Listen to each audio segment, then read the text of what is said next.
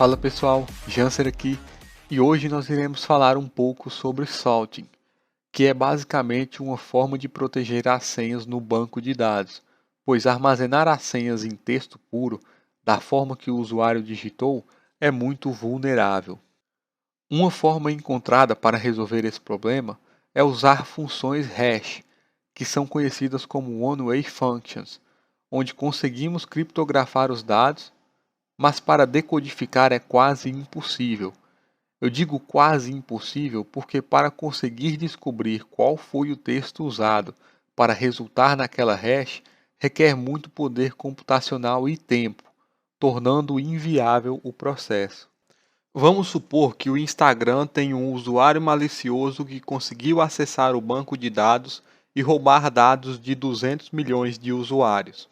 E entre esses dados estão as senhas, que foram salvas em forma de hash. Sempre que o usuário vai fazer login, o servidor aplica uma função hash na senha digitada e compara com a hash armazenada.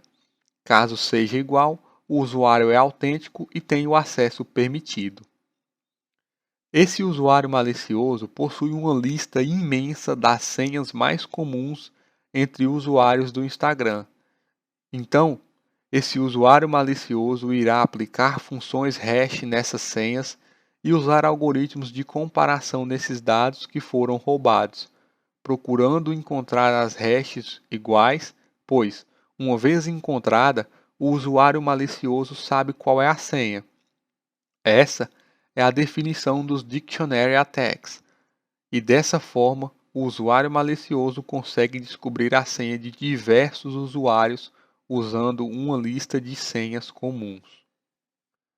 Para dificultar mais a vida desses usuários maliciosos, foi criado o salting, que é um método mais complexo de gerar o hash para cada senha. O que acontece quando se trata de salting é que geramos um grupo de caracteres aleatórios e esse grupo de caracteres é adicionado à senha do usuário e então é aplicado a função hash. Dessa forma, mesmo que a senha do usuário seja uma senha fácil e comum, teremos uma hash única para aquela senha, pois geramos caracteres aleatórios e adicionamos a senha, mas temos que armazenar no nosso banco de dados esses caracteres que foram gerados aleatoriamente para futuras autenticações.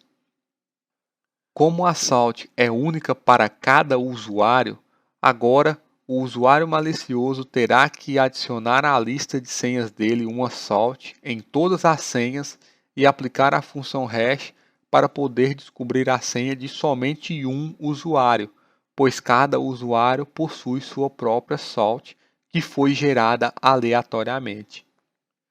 Dessa forma, se torna muito mais difícil e custoso para o usuário malicioso conseguir roubar senhas, pois supondo que ele tenha uma lista de senhas comuns contendo 200 milhões de senhas, ele terá que adicionar a essas senhas essa salt gerada aleatoriamente e aplicar a função hash e comparar os resultados para provavelmente conseguir a senha de somente um usuário e refazer todo o processo usando outra salt para provavelmente conseguir a senha de outro usuário.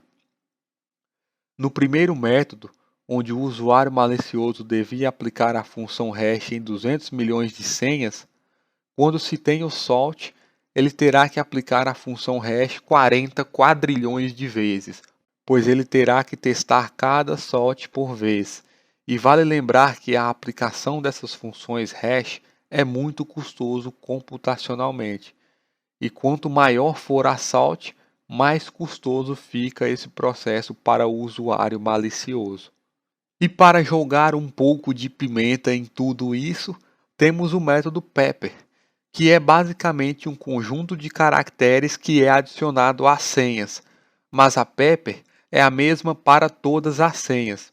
A diferença é que a Pepper não é armazenada no banco de dados, pois como ela é única, ela é armazenada separadamente dos dados dos usuários, tornando praticamente impossível para o usuário malicioso descobrir a senha sem a Pepper. restando somente o brute force, que é basicamente tentativa e erro, o que torna o processo muito mais duradouro e custoso computacionalmente. E basicamente é isso. Espero que você tenha gostado. Caso tenha surgido alguma dúvida, deixe um comentário logo abaixo. Muito obrigado e até a próxima.